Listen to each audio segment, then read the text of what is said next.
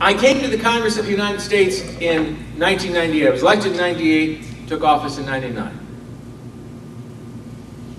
I came with all of the desire in the world to be a team player. I really did. I was excited about the fact that we had control. I was hoping that we'd get a Republican president in a short time and that we could really do something significant. Do something important in terms of all the ideas and ideals that certainly I thought we all shared as Republicans. How wrong I was, how naive, and I keep thinking, how could it be that I lived that long and have been through politics? I mean, I've been in politics for a long, long time, not quite as long as my dear friend Howard Phillips, who I admire and respect beyond my ability to tell you. He's a hero, a true hero of this movement, Howard. God bless you.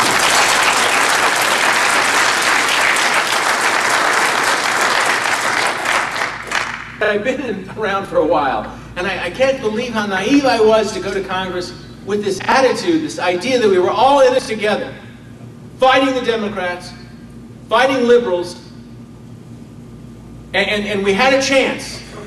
The American public had given us a chance in 1994, and we were going to do something better and different. And how wrong I was. You know, Newt Gingrich called me right after I got elected, and he said, "You're going to support me? I'm running again for the Speaker of the House." And I said, "No, I'm not." And he said, "What do you mean?" I said, "Newt, I got to, I give you credit for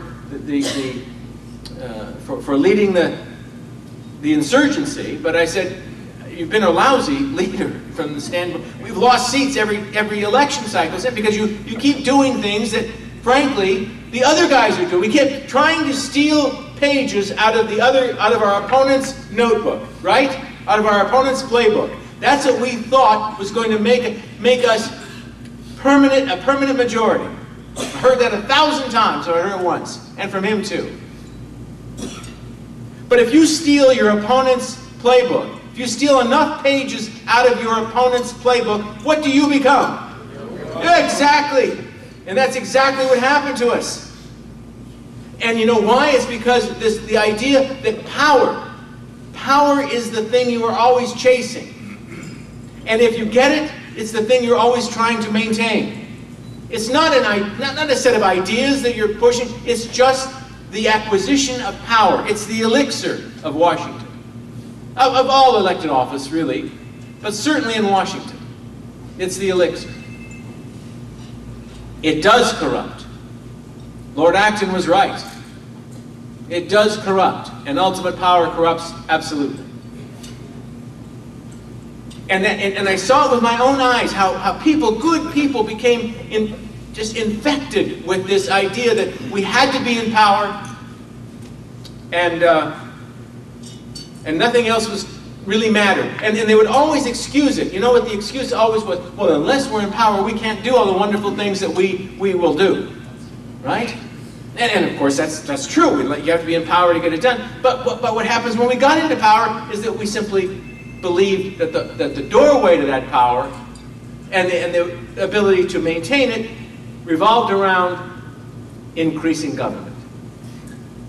And we would just do it in a different way. And that's why I'm saying, McCain, thank God he lost, because I'm telling you, we would be doing much the same as the Obama administration if McCain had won. Now, not as quickly. No, we would not have immediately jumped into health care reform to the extent that he has and all the rest of it. No, it wouldn't have worked that way. But I assure you, the direction would have been the same. And the only thing different would be the timeline. And the fact that Obama is trying to push that timeline so hard is the best thing that ever happened to us. Because it gets people mad, it gets tea parties going, it gets people aggravated. And there's all this reaction to it. And all I'm saying is the Republican Party, for its own good, better understand that it's not because of them. People aren't on the streets in every community in this nation because they want Republicans necessarily, because they're all Republicans. No, they are against the agenda of this administration, and thank God for it. But all we're going to offer them is Obama light. then this country is sunk. What good is it? Why do we try?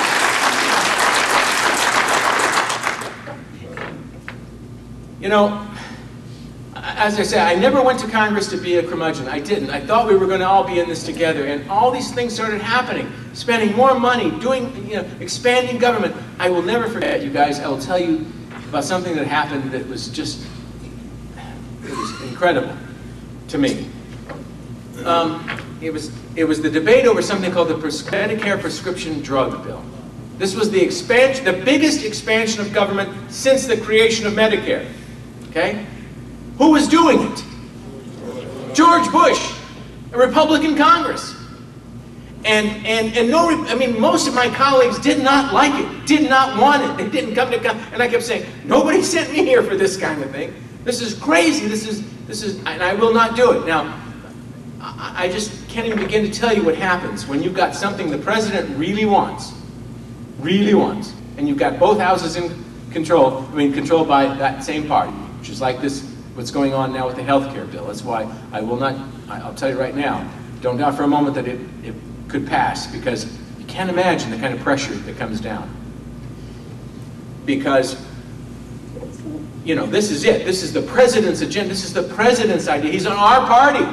And you got the Speaker of the House calling you up. And if you're in the Senate, you got the head of the Senate, President of the Senate, and bugging you, and that's nothing. That's nothing compared to how it gets as this thing it gets closer to an actual vote. Because when we got to the vote on Medicare prescription drug, they started the vote around midnight. We debated for 3 or 4 hours up to midnight, and they wanted it. And they knew they didn't have the votes yet, but they knew that there was a lot of pressuring left to be done. And by this time, you can't imagine what people had gone through. I got calls from my contributors, from people who contributed to my campaign. And they said, I got this really weird call from the White House. And they said, unless you're not going along with the president. They called my contributors. High donor contributors, and I didn't have that many, to tell you the truth. And I'd explain to them, well, buddy, if you're expecting me to change my vote because of this call, you're wrong. I'm never going to do it. Tom DeLay called me on more than one occasion to chastise me for my obstinance, for continuing to vote against the administration and the president. Karl Rove, as Howard mentioned when we were sitting there, Howard remembered, Karl Rove told me once, never darken the doorstep of this White House. And that was because of my criticism of the president about immigration policy. And I said, well, for one thing, the welcome mat has never been out for me at the White House. And for another thing, it's not your house! I said, it's not your house!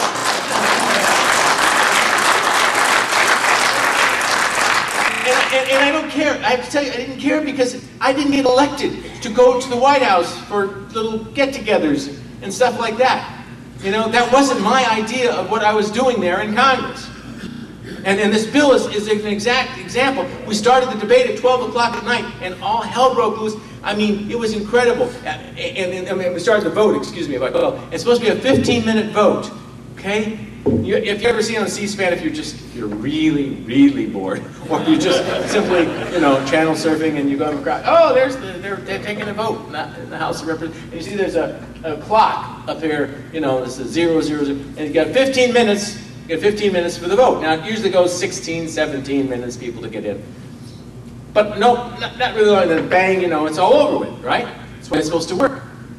Well, we started the vote at about midnight. We ended it at 6:30 in the morning.